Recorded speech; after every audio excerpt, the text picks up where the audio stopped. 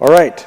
This is the time when I get to take a few minutes and talk to you a little bit about what ARA's been doing, where we're headed in the future, or you can also call it the pleading for keeping my job one more year presentation, whatever you want to call it. I want to talk a little bit about some of the things that we've been involved in on your behalf. As I go through some of these, particularly the policy achievements, I want you to think for a minute about what it would be like to try to tackle these kinds of issues if you didn't have an organization like ARA in town representing your retail interests.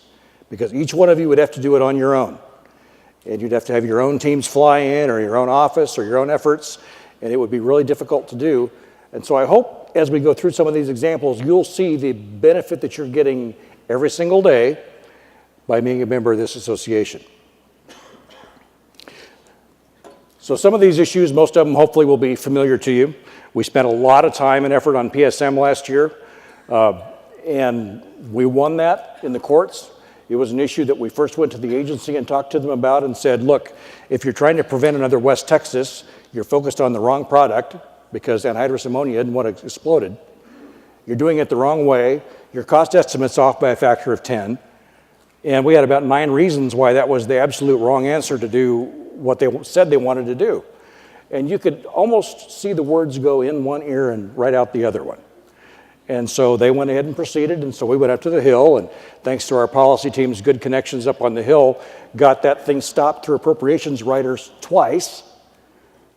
And OSHA's answer, appropriations riders attached to a fiscal year, so they're over on September 30th.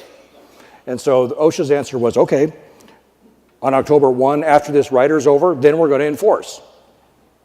That's when TFI and ARA got together and decided we got to go to court because they're doing this wrong. And it was not just because ammonia is an important fertilizer. It is. It's also an important feedstock for other forms of fertilizer. But the other issue that we really got interested in here was that this was the wrong way to do business. OSHA was trying to expand the scope of a regulation without going through rulemaking. They were trying to do it by issuing a guidance letter. And that's not right. And so we challenged it, and after months of effort and way too much money, we won. But now the challenge is, how do we make sure that that's a durable solution? Can we get something in the statute, in the laws that authorize OSHA that says you can't do rulemaking this way? Or even more specifically, PSM doesn't apply to ammonia retailers. It's a manufacturing standard, and it doesn't belong in the retail facility. So there's still some work to be done on PSM, but it was a huge step forward last year that I know a lot of you were involved in. Des Moines Waterworks, we took a kind of an indirect role in that case. We thought it was an important precedent-setting issue because if the plaintiffs in that case were able to prevail, it would have been the first chink in the armor of the protections we have for ag stormwater runoff in the Clean Water Act. Right now, those are not covered by the Clean Water Act. We have an exemption. But if they were able to say tile drain is a point source, then we've got a problem. And so that was an important win. We deferred to the Iowa folks. We supported them. We even sent some money out there to help pay for the defense. But it was a good team effort and an important industry win. The RMP new rules that the Obama EPA put out at the last minute in January. We were able to get those, we and others were able to get that delayed to 2019, so there's time to take a little more thoughtful look at what do we need to do with RMP and what don't we need to do. Those of you that participate in RMP and file those reports, that's going to save you a lot of time and probably some money having your interests represented on that. WOTUS, that was one where the entire ag community in Washington was involved. And so folks like Farm Bureau took the big lead on it, but it was a huge coalition of people working on WOTUS. Now, why is WOTUS important? WOTUS determines what lands or what waters are under jurisdiction of the Clean Water Act for permitting. So if you want to do something on that land, even if it's apply a fertilizer or apply a pesticide, you can't do it in the water of the United States without a Clean Water Act permit. Even though it's otherwise permitted, you've got to do that if you're in a water of the U.S. So the Obama administration tried to clarify what is a water of the U.S., and that needed to be done. Unfortunately, their answer was, everything's a water of the U.S.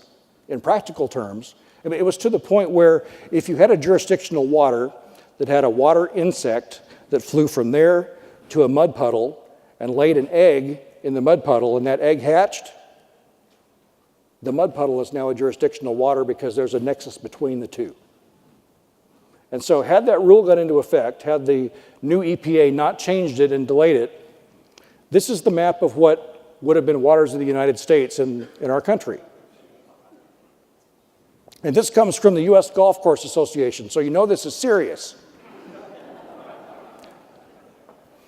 I mean, that's unmanageable, not just for agriculture, but for everybody.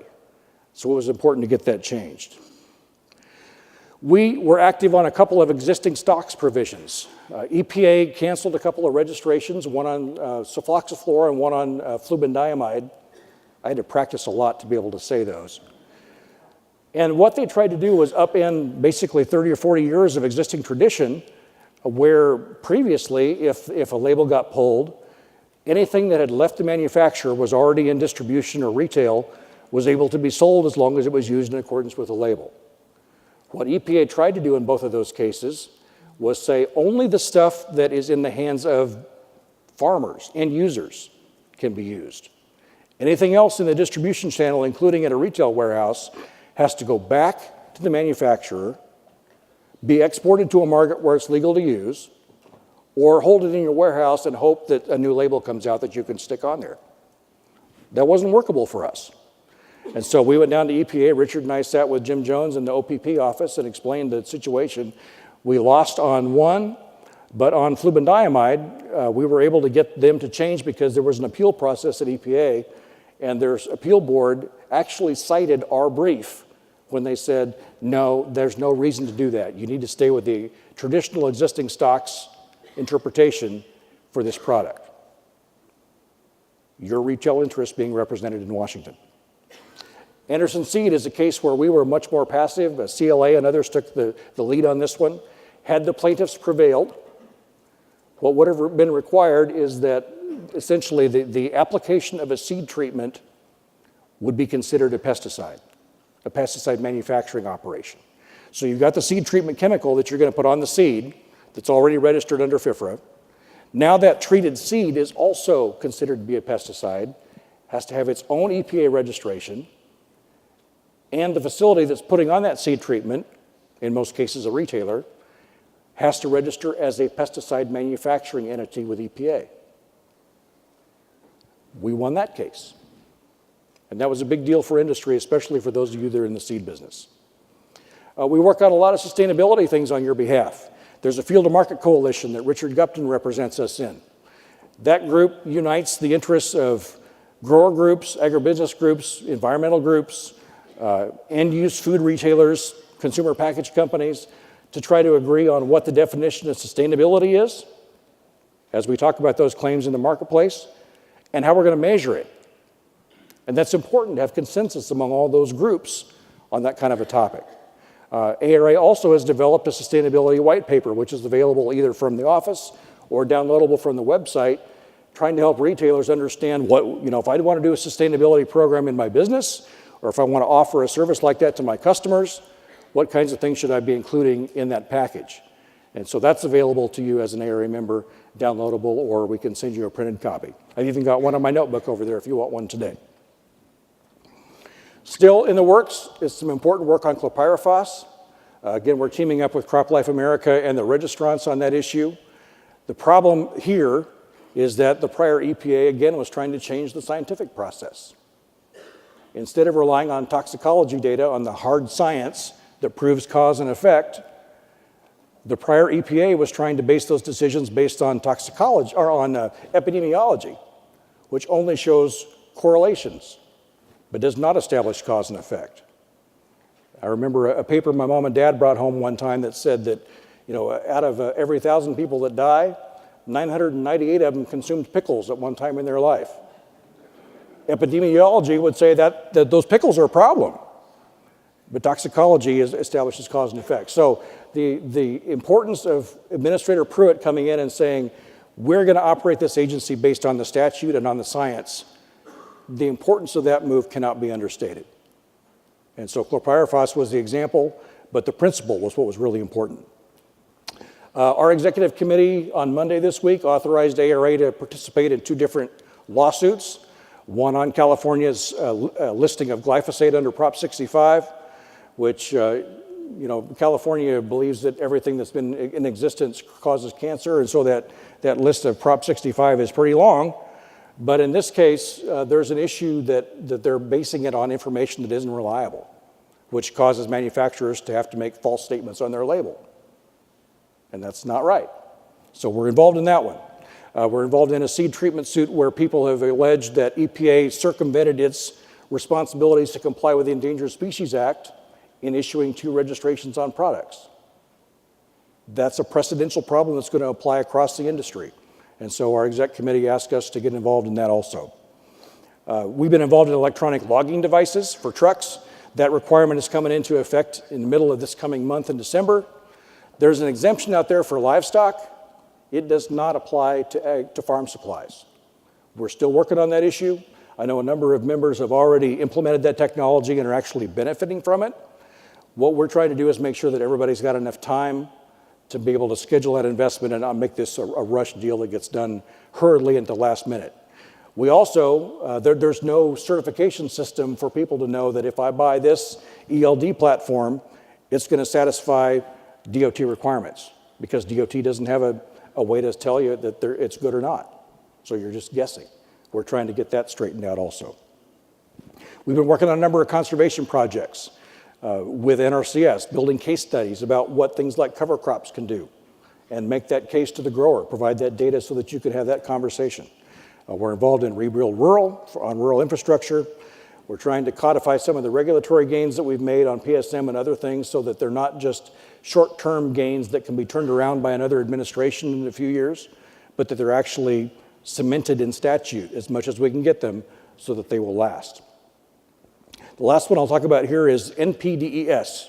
And if you've been to an ARA conference before, you've heard that term. I wouldn't expect you to remember what it stands for. But the gist of this issue is that because of a court decision, if you're applying a pesticide and any of the active ingredient is left over at the end of the season, it's considered a waste product, a pollutant. And therefore, you would need a Clean Water Act non-point source elimination system permit for the same application that's already registered and regulated under FIFRA. We've tried for several years to prove that that is duplicative, that it provides no value, only cost and liability. Thanks to some changes in congressional leadership, I think we've actually got a chance to get that one done. But it has been on our priority list since I came to ARA 7 years ago. In your welcome packet, you should have received a member services card. And this shows you the various programs that are available to you as a member of ARA, just for being part of the team. All of these, except for the Management Academy, have been developed since 2010. And so when we're developing these, we use, if you've read Jim Collins' Good to Great, we use his hedgehog test. Is this something that the members care about? Is it something that ARA is the right place to get it? And is it something that makes sense for us to do? Is it aligned with our mission? And so these are things that have passed through those filters. You'll notice one of them is marked new on there, the Destination Employer Service, that just got launched within the last year with Ag One Source. And we have a new program that isn't even on this card yet, a partnership with the American Society of Agronomy to allow you to access training modules for your employees through that program. So if you want details on those, find Donnie Taylor, find David McKnight on our staff, and they'd be happy to walk you through what that looks like. But we wanted to put that in your card, in your envelope, because not everybody knows what all those programs are all about. As any organization, including yours, we cannot do this without a competent, professional, talented staff team. And I work with 8 of the best people that I could imagine being able to work with in this role. The things that happen in this conference, the things that we accomplish in policy, the things that we do in member services, sponsorships, membership fulfillment, all of that stuff depends on a really good team, and I want to recognize all of them. I know we got some of the staff members in the room. I would ask them all to stand up so that you can help me thank them for what they do for you. We got a couple over here.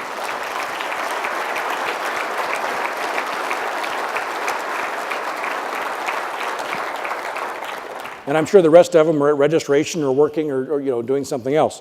One that I get to recognize specifically, we celebrate anniversaries at ARA, and I get the privilege of recognizing Donnie Taylor. And so Donnie, if you can start making your way up here. This is Donnie's 5-year anniversary with ARA. And he does an incredible job for us being out in the field all the time. We sometimes have to reintroduce him at staff meetings because he's out meeting with you instead of in the office with us. And that's great because that's what we need him to do. He handles for us membership, member services, sponsorships, all of the things that provide the resources that we need to have to accomplish the mission. So I have a memento here for him in honor of 5 years of service to the organization. I also have a gift certificate, and this is more for his wife than it is for Donnie. You all know how that works. But I want to recognize Donnie and thank him and give him a chance to say a few words if he wants to. Donnie, thank you. Thank you.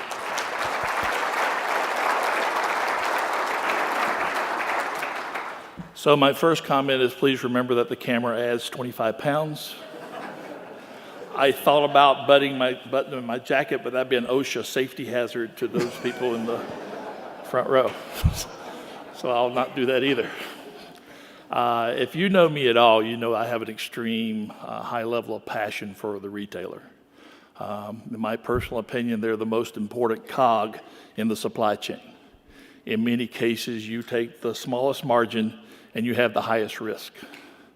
And we're here to make sure we can reduce those risks and make it a viable business for you on a day-to-day basis. So thank you for your support, and thank you for the honor of serving you for the last 5 years. Thanks, man. We've got a box if you want that, or you can just take them. We got a pose? You put the skinny filter on? We both need that. Thank you. All right. Great. Thank you. So looking ahead, a lot of the issues that I said are still in the cooker we're going to be working on this year. But let me take just a second and talk to you about some of the bigger picture stuff. A lot of this isn't going to be necessarily ARA policy issues. This is just me talking to you as somebody who represents you in Washington and letting you know what I see. There's a big challenge that we have in front of us in the national debt and the deficit. And it's an intractable problem because it's really hard to fix. I mean, who wants to stand up and say we need to raise taxes and reduce spending and then go out and convince the constituents that they ought to vote for you because of that? It's a hard case to make for people that are focused on the short term. Wall Street gets criticized for focusing on quarterly results. Congress manages to 2-year elections. And that's where once one election is over, the next one starts. There's no break. And so we have a problem in that our entire national debt that we owe, either to our own citizens or to others, is bigger than the size of our entire economy. So if we take all of the GDP that's generated in the United States in a year, all the salaries, all the production, all the everything, put it in a pile, it is not enough to pay off what we owe our creditors. Can you run a business that way? Can you run a family that way? No. We cannot keep doing this.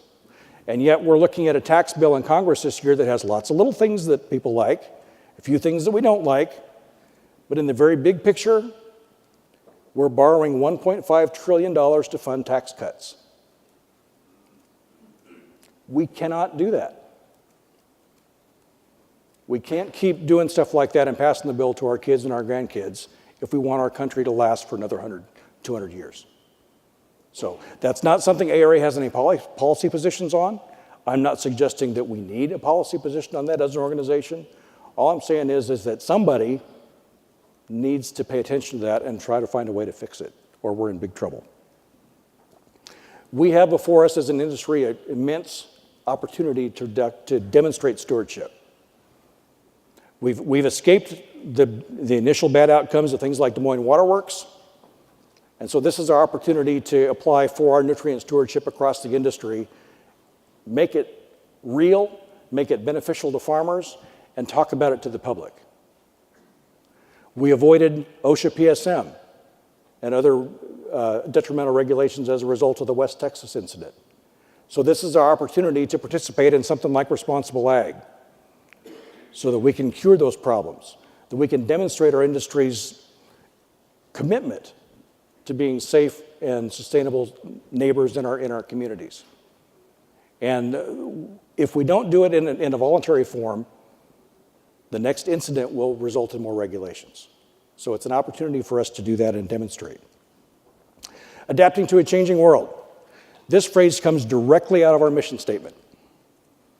And the reason I have it on here is because we have a couple of controversial topics on the program this week. Dicamba and alternative business models. But if we don't provide that information to folks, we're not trying to give anybody a platform to say, we don't think that this is working, we need to do it this way. We're not trying to do that at all. What we're trying to do is present information that's out there in that changing world that we need to be adapting to, because if we just spend our time in these meetings talking about things that are fun to talk about and things that we want to talk about and that we all agree on, none of us learn anything. And we would not be fulfilling our mission to you, the members, if we didn't bring some of these things to your attention and engage in how do we creatively attack these problems. So that's coming up. The last one I'll talk about, and I think John Oster, our incoming chairman, may visit about this a little bit tomorrow in his comments, is membership. We will be asking you for help this year with membership.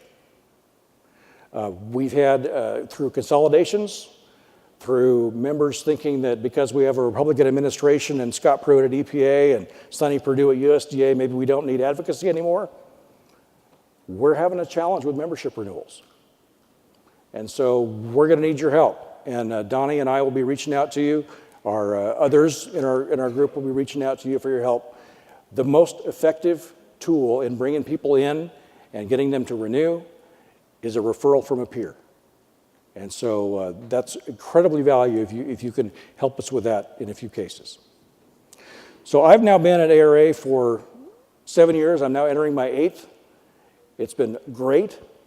I've enjoyed the people that I work with in 4. We've had a fantastic board, great staff, good officers, and I look forward to many more years to come. Thank you.